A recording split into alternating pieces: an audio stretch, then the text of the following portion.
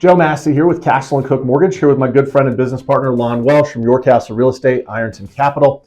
Lon, something we're seeing, and I've seen several headlines about this, is the disparity of housing price increases on the eastern half of the United States and housing price decreases on the western half of the United States. Tell us a little bit about that and kind of what's causing that. It's absolutely fascinating. I've never, in the 25 years I've done this, ever seen a market quite like this. Over the last 5 years, we saw the Western U.S. had a disproportionate share of house price appreciation.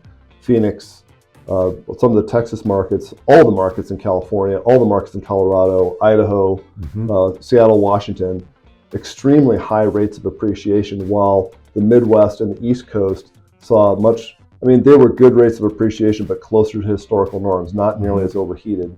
Once the mortgage rates went up, was that about a year ago? A little over a year ago now, yeah.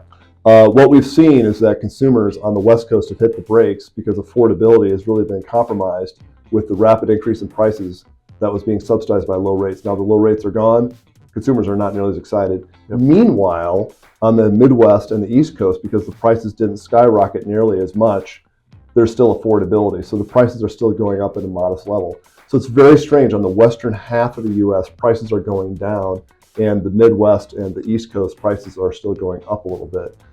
Really unusual time, but I think it's all explained by the last 4 to 5 years worth of home price appreciation. I think you're exactly right. And just to make up some numbers, if you've got a home on the West Coast that is $700,000 and the interest rate goes from 3% to 6%, that's a very big change in that payment, right? That payment might go up by $2,000, $2,500. It's a lot. If you've got a home on the East Coast and that home is $200,000 and interest rates go from 3% to 6%, that payment might go up by $700. Much easier. Right? That's a lot easier to absorb and to take that into your monthly budget versus $2,500. So I think that's exactly what we're seeing is the East Coast had kind of a lower base to start with. Yep. And didn't have this massive run up in prices that the West Coast did.